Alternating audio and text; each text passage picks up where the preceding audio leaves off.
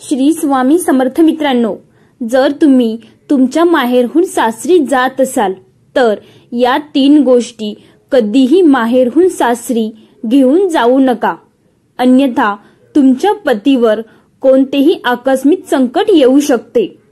तुमचा पती आजारी देखील पडू शकतो किंवा तुमच्या घरातील धनाचा नाश होऊ शकतो। तर या 3 गोष्टी कोणत्या आहेत ज्या कधीही माहेरहून सासरी घेऊन जाऊ नये। त्यामुळे तुम्ही ही कथा जर लक्षपूर्वक शेवटपर्यंत व्यवस्थित समजून घेतली तर तुमच्या घरावर कोणत्याही प्रकारचे संकट येणार नाही। तुमचा नवरा तुमच्या सोबत कधीही भांडण करणार नाही, तुमचा पती तुमची साथ कधीही सोडणार नाही। तर आजच्या या ज्ञानवर्धक कथेला सुरुवात करूया। त्यापूर्वी तुम्ही जर ह्या चॅनेलवरती नवीन असाल तर व्हिडिओला लाईक करून चॅनेलला सबस्क्राइब करायला विसरू नका, म्हणजे आमच्या नवनवीन व्हिडिओ तुमच्यापर्यंत नक्की पोहोचतील।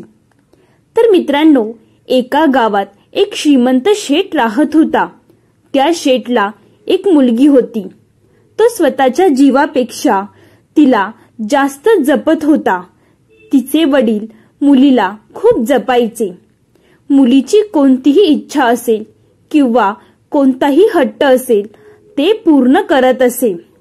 मित्रांनो, आपण आपल्या मुलांवर मुलींवर खूप प्रेम करत असतो, खूप लाड करत असतो, परंतु एक गोष्ट नेहमी लक्षात ठेवा की तुम्ही तुमच्या मुलांवर किंवा मुलींवर इतकेही प्रेम किंवा त्यांचे लाड करू नका की ज्यामुळे ते हट्टी बनतील आणि नंतर तुम्हाला त्या गोष्टीचा पश्चाताप करावा लागेल। तर मित्रांनो, वडील मुलीवर खूप प्रेम करायचे, इतकं प्रेम करायचे की ती मुलगी लाडामुळे अत्यंत हट्टी स्वभावाची झाली होती। वेळोवेळी ती सतत कुणासोबत भांडण करायची, सकाळी उशिरा उठायची, कोणी तिच्याशी काही बोलले तर त्याला ती उद्धटपणे उत्तर द्यायची। ती मुलगी तिच्या आयुष्यामध्ये आता खूपच गर्विष्ठ झाली होती। मुलीची आई मुलीच्या वडिलांना समजवते की तुम्ही मुलीचे अति लाड करू नका, ही खूपच हट्टी झाली आहे, सर्वांशी उद्धटपणे बोलत आहे। तेव्हा वडील म्हणाले, अजून ती लहान आहे, मोठे झाल्यावर सर्व ठीक होईल। तेव्हा सेठची बायको म्हणाली, लहान आहे असं म्हणून तुम्ही तिला कोणत्याही गोष्टीत सूट देऊ नका। तुमचे हे अतिलाड करणे आपल्या मुलीचे आयुष्य उद्ध्वस्त करतील। हळूहळू ती मुलगी मोठी झाली आणि जेव्हा मुलगी मोठी होते तेव्हा वडिलांची एकच चिंता असते की माझ्या मुलीचे लग्न करावे। तिचे चांगल्या ठिकाणी लग्न लावून दिले गेले तर मी या जबाबदारीतून मुक्त होऊ शकेल। एक चांगले घर परिवार शोधून वडिलांनी त्यांच्या मुलीचे लग्न लावून दिले। मुलीचे लग्न झाले आणि ती तिच्या सासरी गेली। जेव्हा मुलगी सासरी गेली तेव्हा तिला सासरी जाऊन 8 दिवस देखील झाले नव्हते। तेवढ्यातच तिने तिच्या वडिलांना फोन केला। वडिलांनी फोन उचलला आणि म्हणाले, मुली कशी आहे सांग बाळा। मुलगी म्हणाली, बाबा कशी काय आहे काहीही विचारू नका, मी इथे खूपच त्रास सहन करत आहे। वडील म्हणाले, काय झालं? 8च दिवसात नेमके असे काय झाले की ज्यामुळे तुझी ही अवस्था झाली आहे? मुलगी म्हणाली, हो बाबा, मी इथे 1 मिनिट देखील थांबू शकत नाही। तुम्ही आत्ताच इथे या आणि मला घरी घेऊन चला, मी या नरकात राहू शकत नाही। वडील म्हणाले, हो मुली, पण तू असं का म्हणतेस? मुलगी म्हणाली, हे सर्व काही व्यर्थ आहे। जर तुम्हाला मला जिवंत बघायचे असेल तर तुम्ही आत्ताच्या आत्ता जसे आहात त्या अवस्थेत इकडे या आणि मला घेऊन चला। वडील म्हणाले, पण मी तर तुझ्यासाठी खूप चांगलं कुटुंब पाहिलं होतं, तुझ्या सासरी खूप जास्त हुंडा सुद्धा दिला होता, सर्व काही दिलं होतं, त्यानंतर अगदी आनंदाने तुझं लग्न लावून दिलं। पूर्ण नगरामध्ये असं लग्न कोणीही लावून देऊ शकत नव्हतं आणि तू आत्ता या 8 दिवसांमध्ये असं काय म्हणते आहेस? मुलगी म्हणाली, बाबा ते काही मला माहीत नाही. मी फोन ठेवते आहे. तुम्ही लवकरात लवकर या आणि मला इथून घेऊन चला. जर तुम्हाला मला जिवंत पाहायचे असेल तर तुम्ही यायला उशीर केला तर तुम्ही तुमच्या मुलीचा चेहरा पाहू शकणार नाही. अखेर तो बाप काही करू शकत होता. शेवटी नाईलाजाने तो शेठ मुलीच्या सासरी गेला. मुलीच्या सासरी गेल्यावर कोणीही त्यांच्याशी बोलले नाही किंवा त्यांना कोणीही काहीही सांगितले नाही आणि विचारले देखील नाही. मुलीचे सासू सासरे बाहेर निघून गेले होते. मुलीच्या दीराने तिच्या वडिलांकडे दुर्लक्ष केले. वडील विचार करू लागले की या 8 दिवसांमध्ये असं काय झाले की माझ्याशी कोणी बोलायलाही येत नाही. सेठ मुलीच्या खोलीत गेला आणि जाऊन मुलीला म्हणाला, मुली काय झालं? तेव्हा मुलगी म्हणाली, तुम्ही या घरातील पाणी सुद्धा पिऊ नका. तुम्ही ताबडतोब मला इथून घेऊन चला. माझा जीव इथे घुसमटत आहे. मला एक क्षणही इथे थांबायचे नाही. तेव्हा वडील म्हणाले, मुली थांब, आधी मी तुझ्या सासूला विचारतो. तेव्हा मुलगी म्हणाली, ती तर चिटकी नाही, तिला काही विचारू नका. त्या म्हातारीमुळेच मी खूप दुःखी आहे. या घरामध्ये मला इथे येऊन 8 दिवसही झाले नाही की तिने माझे आयुष्य नरकासमान केले आहे. वडील म्हणाले, मुली असा तडकाफडकी निर्णय घेऊ नकोस. मी तुझ्या सासूला एकदा विचारून पाहतो. त्यानंतर वडील सासूबाईकडे गेले आणि म्हणाले, ताई कशा आहात तुम्ही? मी विचारपूस करण्यासाठी इथे आलो आहे.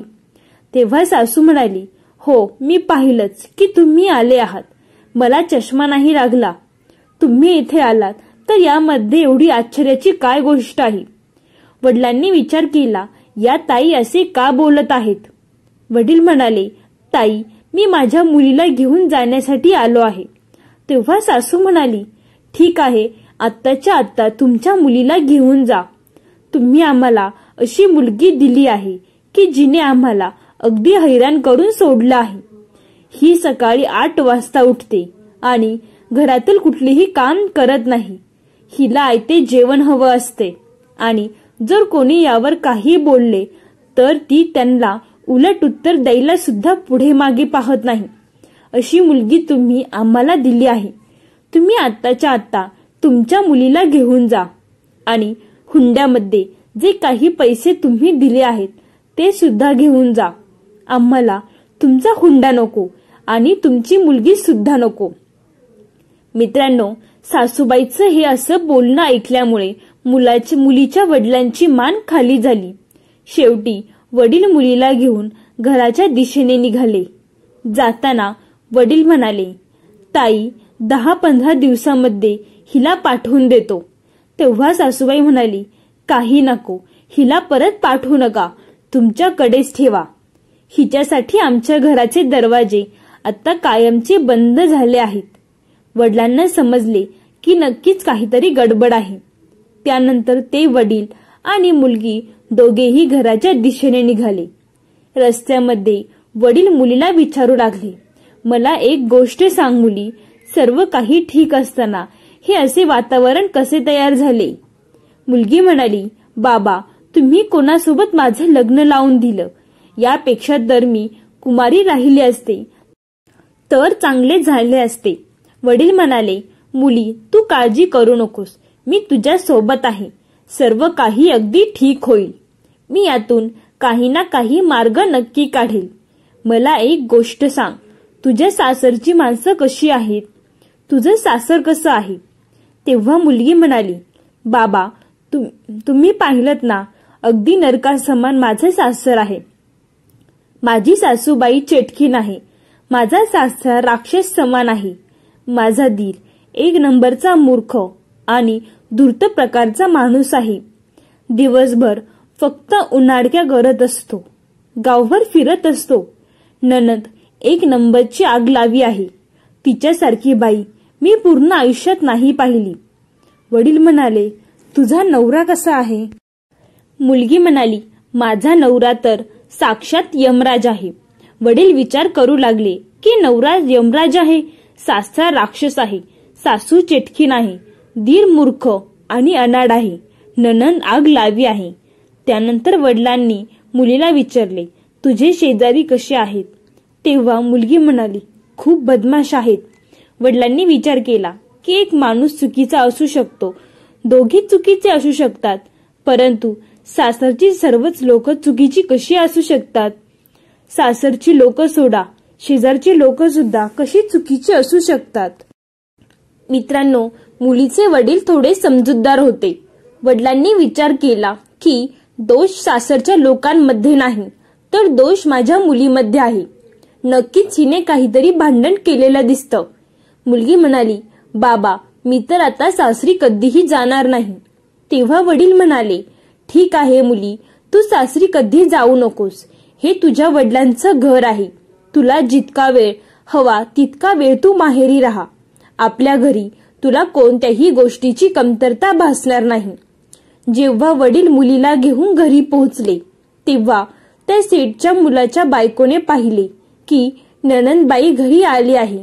तेव्हा ती विचार करू लागली की नक्कीच ही आता येथे राहण्यासाठी आली आहे.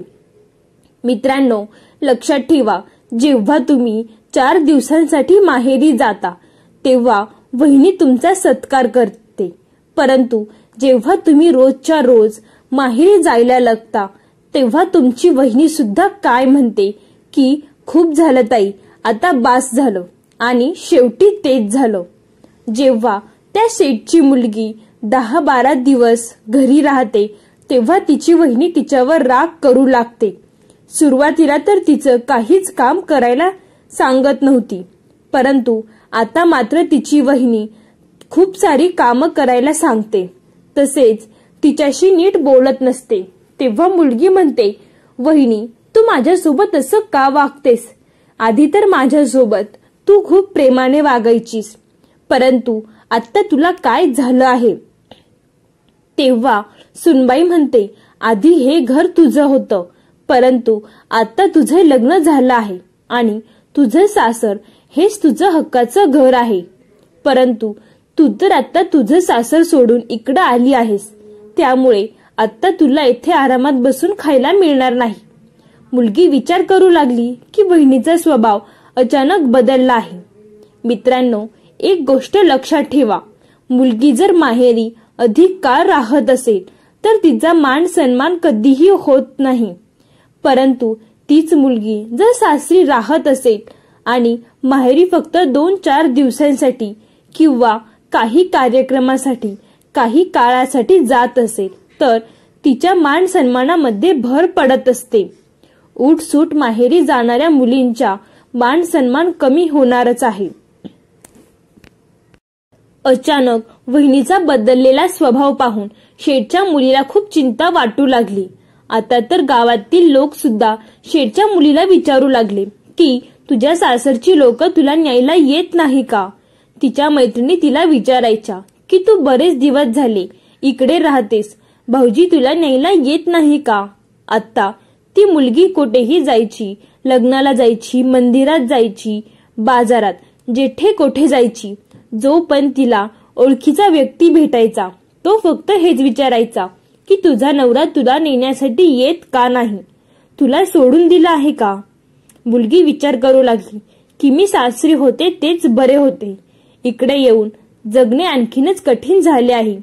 मला तर आता सर्वजण कोठेही फक्त विचारत असतात की तुझा नवरा तुला न्यायला येत नाही का? फक्त लोकांना ह्याच गोष्टीची काळजी आहे की आमच्यामध्ये भांडण चालू आहे. मी तर एका मोठ्या संकटात सापडले आहे. सर्वत्र आता फक्त हीच चर्चा होऊ लागली की ही मुलगी माहेरीच राहत आहे, ती तिच्या सासरी जात नाही. लोक सुद्धा म्हणायचे की त्या मुलीचा स्वभावच तसा होता की प्रत्येकाला उलट उत्तर द्यायची, फक्त खूप फाटक्या तोंडाची होती. ही सासरी सुद्धा असंच वागत असेल, त्यामुळेच हिच्या सोबत असं झाले असेल. मित्रांनो, एके दिवशी वडिलांनी पाहिले की त्या मुलगी उदास बसलेली आहे. तेव्हा त्यांनी मुलीला विचारले की काय झाले? तेव्हा मुलगी म्हणाली, काय सांगू बाबा, माझं सासर तर अगदी नरका समानच आहे, परंतु मला वाटत होते की मी माहेरी अगदी आनंदात राहीन. परंतु लग्नानंतर जशी मी माहेरी आले तेव्हापासून इथे माझी सर्व इज्जत संपली आहे. जो माझ्याकडे पाहतो तो फक्त संशयाच्या नजरेने पाहत असतो. त्याचा पहिला प्रश्न हाच असतो की भाऊजी कुठे आहेत, सासरची माणसं कुठे आहेत, तुला कोण न्यायला येत नाही का? या सर्व प्रश्नांनी मला हैराण करून टाकले आहे. यापेक्षा तर चांगले असते की माझं लग्नच झालं नसतं. तेव्हा मुलीचं बोलणं ऐकल्यानंतर वडील म्हणाले, मुली तू एक काम करशील का? आपल्या नगरामध्ये एक महाराज आले आहेत. ते खूप ज्ञानी संत आहेत. मी तुझ्या बाबतीत त्यांच्यासोबत बोललो आहे आणि तुझी सर्व परिस्थिती ऐकल्यानंतर त्या महाराजांनी मला एक मंत्र दिला आहे. महाराजांनी मला सांगितलं आहे की जर तुमच्या मुलीने हा मंत्र जप 6 महिने केला तर सासरची सर्व लोक तिच्या मुठीत असतील. मुलगी म्हणाली, हे खरे आहे का बाबा? तेव्हा वडील म्हणाले, हो, हे अगदी सत्य आहे. मित्रांनो, मुलीची तर हीच इच्छा होती की मी सासरी गेल्यानंतर तिकडची राणी व्हावे, सर्व काही माझ्याच हातात यावे, सर्व लोक माझ्या इशाऱ्यावर काम करावेत. त्या मुलीला फक्त आयुष्यामध्ये आराम हवा होता, बाकी काहीच नको. वडील म्हणाले, मुली 6 महिन्यात तुझ्या सासरच्या लोकांचे, सासरचे पूर्ण वातावरण बदलून जाईल. तुला सासरी जायचं आहे का? तेव्हा मुलगी म्हणाली, हो बाबा, मला सासरी जायचं आहे. वडील म्हणाले, ठीक आहे, मी तुला जो मंत्र सांगतोय त्याचा जप तू 6 महिने नित्य नियमाने कर. तुझ्या सासरची माणसं तुझ्या मागे पुढे फिरतील, तुझ्या मुठीत असतील. सासू तुझ्या पुढे एक शब्दही बोलणार नाही. नवरा नेहमी तुझंच ऐकेल. तेव्हा मुलगी म्हणाली, ठीक आहे बाबा, मी 6 महिने नित्य नियमाने त्या मंत्राचा जप करेल. तुम्ही मला तो मंत्र सांगा. तेव्हा वडील म्हणाले, त्या मंत्राचा जप मला करायचा आहे आणि तुला फक्त साधना करायची आहे. म्हणजेच त्या महाराजांनी सांगितले काम तुला करायचे आहे. तेव्हा मुलगी म्हणाली, ठीक आहे बाबा, हे तर आणखीनच चांगलं आहे. मला आधीच मंत्र जप करण्याचा कंटाळा होता, त्यामुळे तुम्ही मंत्र जप करा, मी साधना करते. परंतु मला हे सांगा की मला साधना काय करायची आहे? वडील म्हणाले, 6 महिने तू कोणालाही काहीच म्हणू नकोस, कोणालाही उलट उत्तर देऊ नकोस. 6 महिने या गोष्टींचे तू पालन कर. 6 महिने सर्वांसोबत प्रेमाने वाग. कुठल्याही गोष्टीचा अहंकार ठेवू नकोस. बोल, तुला ही गोष्ट मान्य आहे का? मुलगी म्हणाली, हो बाबा, मला तुमचे म्हणणे मान्य आहे. फक्त 6 महिन्यातच तर गोष्ट आहे, मी हे करायला तयार आहे. वडील म्हणाले, मग ठीक आहे, 6 महिने तू साधना कर. त्यानंतर पूर्ण सासर तुझ्या मुठीत असेल, सर्व काही तुझ्या मनासारखं होईल. त्यानंतर वडील त्यांच्या मुलीला घेऊन सासरी निघून जातात. सासरी गेल्यानंतर सासरची लोक पाहतात की सुनबाई परत आली आहे. सासरी गेल्यानंतर कोणीही तिची विचारपूस केली नाही, कोणीही काहीही बोललं नाही. हे पाहून त्या मुलीला राग तर खूप आला होता. परंतु तेव्हा वडील म्हणाले, मुली, तू या सर्व गोष्टींकडे दुर्लक्ष कर. कोणालाही काही म्हणू नकोस. तुझ्या साधनेकडे तू लक्ष दे. वडील मुलीच्या सासू जवळ जातात आणि म्हणतात, ताई, मी तुमच्या सुनेला परत घेऊन आलो आहे. सासूबाई म्हणाली, तुम्ही हिला का घेऊन आला आहात? ही तर आमचं घर उद्ध्वस्त करण्यासाठी जन्माला आली आहे. तुम्ही हिला इथून घेऊन जा. आम्हाला हिची काहीही गरज नाही. तेव्हा वडील हात जोडून मुलीच्या सासूला म्हणतात, ताई, हिला एक संधी द्या, कारण एक चूक तर प्रत्येकाची माफ केली जाते. एकदा संधी तर प्रत्येकाला दिली जाते. सासूबाई म्हणाली, ठीक आहे भाऊ, जर तुम्ही इतकेच म्हणत आहात तर मग ठीक आहे, मी हिला एक संधी देते. त्यानंतर मुलीला समजावून वडील तिथून निघून जातात. वडील तिला सांगतात की फक्त 6 महिने जाऊन दे.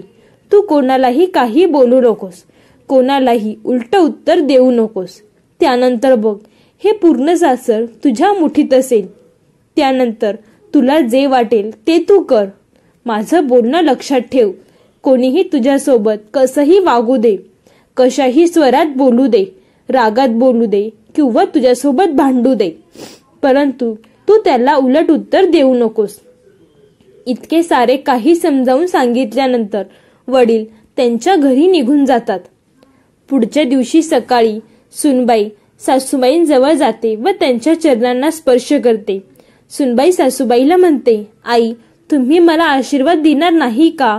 सासूबाई आधीपासूनच खूप रागाने भरलेली होती, परंतु सुनेने जेव्हा पायांना स्पर्श केला आणि आई म्हणाली तेव्हा सासूबाईंना एकदम धक्का बसला. सासूबाई विचार करू लागली की हिने माझ्या पायाला स्पर्श केला आहे आणि माझ्याकडे आशीर्वाद देखील मागत आहे. ही उलट गंगा कशी वाहू लागली? काहीच कळत नाही. जी मला उलट उत्तर द्यायची, मला चेटकीन म्हणायची, परंतु आज ही माझ्या पायांना स्पर्श करून माझे आशीर्वाद मागत आहे. सुनबाई म्हणाली, आई, जर माझ्याकडून काही चूक झाली असेल तर मला माफ करा. आजपासून मी कोणतीही चूक करणार नाही. आतापर्यंत माझ्याकडून ज्या काही चुका झाल्या आहेत त्या तुम्ही पोटात घ्या आणि तुमची मुलगी समजून मला आशीर्वाद द्या. सासूबाईंचं मन प्रफुल्ल झाले. सासूबाईंनी सुनबाईला आशीर्वाद दिला. त्यानंतर मुलगी तेथून उठते आणि स्वयंपाकगृहात जाऊन जेवण बनवू लागली. जेव्हा स्वयंपाकगृहातून भांड्यांचा आवाज येऊ लागला तेव्हा सासूबाई तिच्या मुलीला म्हणाले, मुली, जाऊन बघ स्वयंपाकगृहामध्ये भांड्यांचा आवाज का येत आहे. तेव्हा सासूबाईच्या मुलीने सांगितले की आई, स्वयंपाकघरात तुझी सून काहीतरी बनवत आहे. तिने सर्वांसाठी अन्न शिजवले आणि सासूबाईंना वाढले. सुनबाईने जेवण बनवले होते हे पाहून सासूबाई खूपच खुश झाली. इतक्यातच तिचा सासरा घरी येतो. तेव्हा मुलगी सासरच्या पाया पडते आणि म्हणते, बाबा, जर माझ्याकडून काही चुकलं असेल तर मला माफ करा. व त्यानंतर सुनबाई सासऱ्यासाठी जेवणाचे ताट घेऊन येते. सासरा हा सर्व प्रकार पाहतच असतो. तो विचार करू लागतो की ही आमची सून आहे का, जी आम्ही एक शब्द जरी बोललो तरी आम्हाला उलट उत्तर देत असेल, परंतु आज ही माझ्याच पायांना स्पर्श करत आहे, चक्क माझ्या पाया पडत आहे. आता त्या सेठची मुलगी सकाळी लवकर उठू लागली होती. जी सकाळी 8 वाजता उठायची ती आता 6 वाजता उठत होती. सर्व घरातील कामं आवरायची, नवऱ्याची सेवा करायची, दिराची काळजी घ्यायची, नंदाची सुद्धा काळजी घ्यायची, सर्वांना वेळेवर जेवण द्यायची. शेठच्या मुलीला वडिलांचं बोलणं चांगलं लक्षात होतं की कोणी काहीही बोलू दे, कोणालाही उलट उत्तर करायचे नाही, सर्वांसोबत प्रेमाने वागायचे. जेव्हा आधी तिला कोणी काही बोलायचे तेव्हा तिला खूप राग यायचा, परंतु तेव्हा तिला वडिलांचे शब्द आठवायचे की तू साधनेचा भंग करू नकोस, प्रत्येकासोबत प्रेमपूर्वक वाग. मग 6 महिन्यानंतर सर्व लोक तुझ्या मुठीत असतील, तुझ्या मागे पुढे करत असतील. फक्त 6 महिन्यांची गोष्ट आहे, त्यामुळे मुलगी विचार करायची की फक्त 6 महिन्यांचीच तर गोष्ट आहे, त्यानंतर मी एकेकाला पाहून घेईन. अशाच प्रकारे ती मुलगी सर्वांची सेवा करत होती, सर्वांची काळजी घेत होती. आणि अशा प्रकारे जेव्हा 1 महिना पूर्ण झाला तेव्हा सासूबाईंनी त्यांच्या सुनेला जवळ बोलवले आणि घराच्या सर्व चाव्या तिच्या जवळ दिल्या आणि म्हणाल्या, सुनबाई, तू माझी सुनबाई नसून माझी मुलगी आहेस. तुझ्या रूपाने माझ्या घरात आज लक्ष्मी आली आहे आणि म्हणूनच आजपासून घराची सर्व जबाबदारी मी तुझ्याकडे सोपवते आहे. तेव्हा मुलीने लगेचच त्या सर्व चाव्या स्वतः जवळ घेतल्या. आता शेठची मुलगी खूपच आनंदी झाली होती. सासूबाईंनी मुलाला बोलवले आणि सांगितले की आजपासून तू जे काही पैसे कमावून आणशील ते सर्व तुझ्या बायकोकडे द्यायचे, कारण ती आता या घराची सून नसून घराची लक्ष्मी आहे आणि आता या घराची सर्व जबाबदारी तिच्यावर आहे. सासूबाईंचे हे बोलणे ऐकल्यामुळे शेठच्या मुलीला आनंदाला सीमा राहिल्या नाहीत. तिला आता वडिलांच्या बोलण्यावर विश्वास बसू लागला. ती विचार करू लागली की खरंच या महाराजांनी सांगितलेल्या मंत्राचा फरक दिसत आहे. एका महिन्यामध्ये सर्व काही माझ्या बाजूने घडताना दिसत आहे. वडिलांनी तर मला हेच सांगितलं होतं की 6 महिने लागतील, परंतु आता तर 1च महिना झाला आहे आणि 1 महिन्यातच परिणाम दिसत आहे. आता मी या घराची राणी बनली आहे. सर्व घराच्या चाव्या माझ्याकडे आल्या आहेत. सर्व लोक माझ्या म्हणण्यानुसारच वागत आहेत आणि मला दुसरे काय हवे हेच तर मला हवे होते. ती मुलगी आता खूपच खुश होती, परंतु तिच्या आत अजूनही राग भरलेला होता. कारण 6 महिन्यानंतर तिच्या सासरची लोक तिला जे काही बोलले ती त्याचा हिशोब चुकता करणार होती. त्यानंतर ती मुलगी वडिलांच्या सांगण्यानुसार खूप चांगल्या प्रकारे सासरच्या सोबत वागत होती. आता सासरची लोके तिचे कौतुक करू लागले.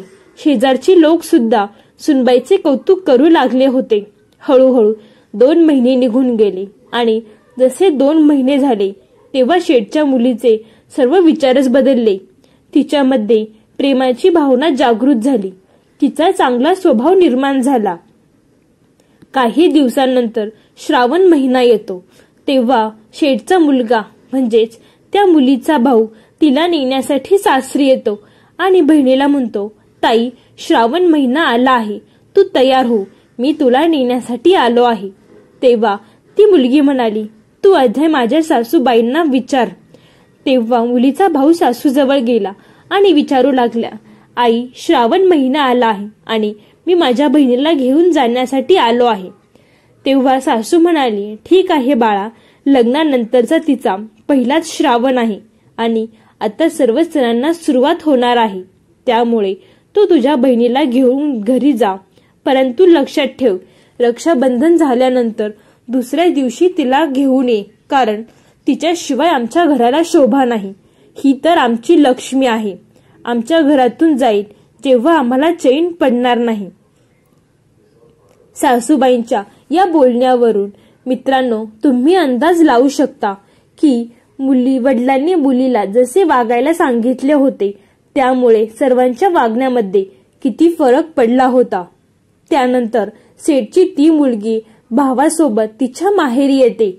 माहेरी आल्यानंतर वडील तिला विचारतात, मुली, तुझ्या सासरची माणसं अजूनही तशीच आहेत का, जसे तू सांगितले होते? तेव्हा मुलगी म्हणते, नाही बाबा, तुम्ही त्यांच्याबद्दल असे शब्द उच्चारू नका. ते राक्षस नाहीत, मूर्ख किंवा चेटकीनही नाही. ते माझे आई वडील आणि भाऊ आहे. माझी सासूबाई आई समान माझ्यावर प्रेम करते. माझे सासरे वडिलांसारखे मला जपत असतात आणि माझा दीर एका भावाप्रमाणे माझी काळजी घेत असतो. सर्वजण खूप चांगले आहेत. माझा नवरा माझी खूप काळजी घेत असतो.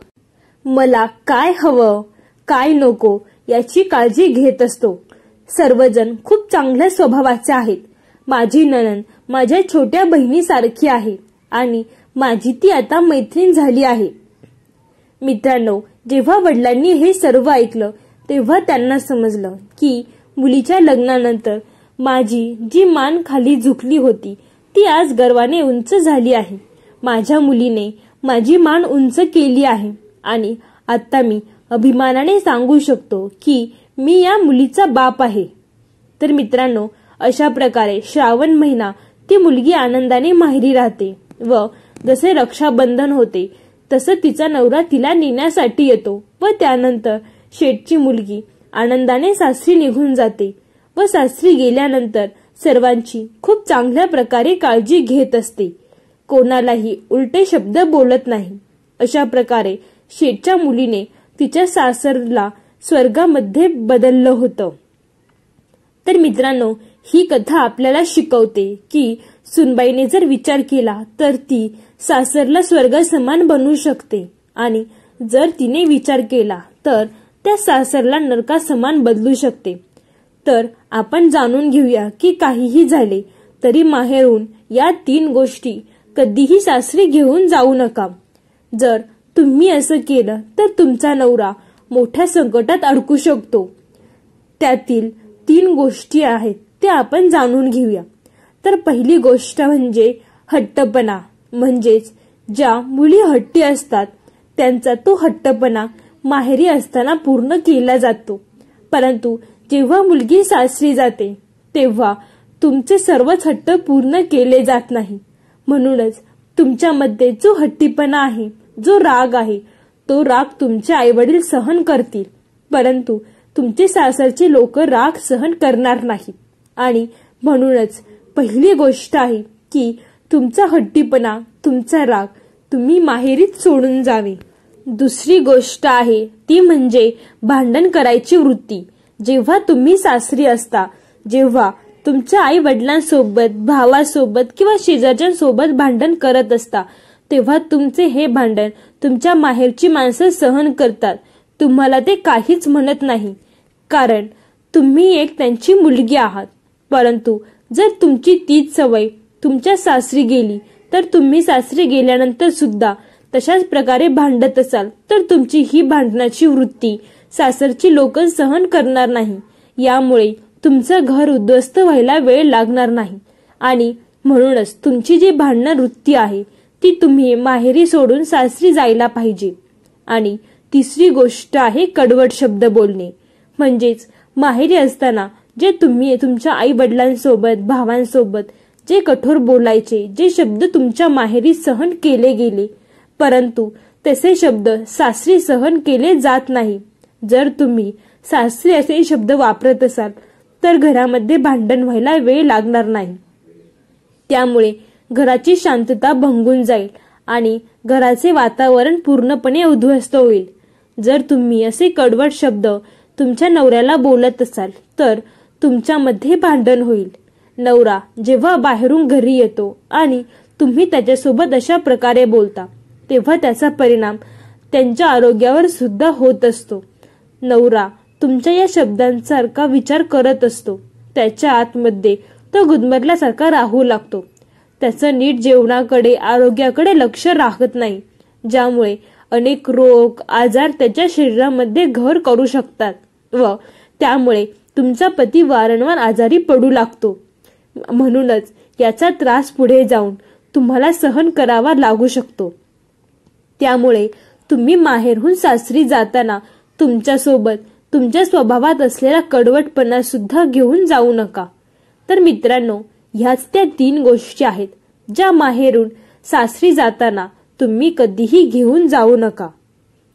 तर मित्रांनो, तुम्हाला ही कथा आवडली असेल तर व्हिडिओला लाईक करून चॅनेलला सबस्क्राईब करायला विसरू नका. तसेच बेल आयकॉनवर टच करायला विसरू नका, जेणेकरून आमच्या नवनवीन व्हिडिओ तुमच्यापर्यंत नक्की पोहोचतील. संपूर्ण व्हिडिओ पाहिल्याबद्दल धन्यवाद मित्रांनो. बोला श्री स्वामी समर्थ.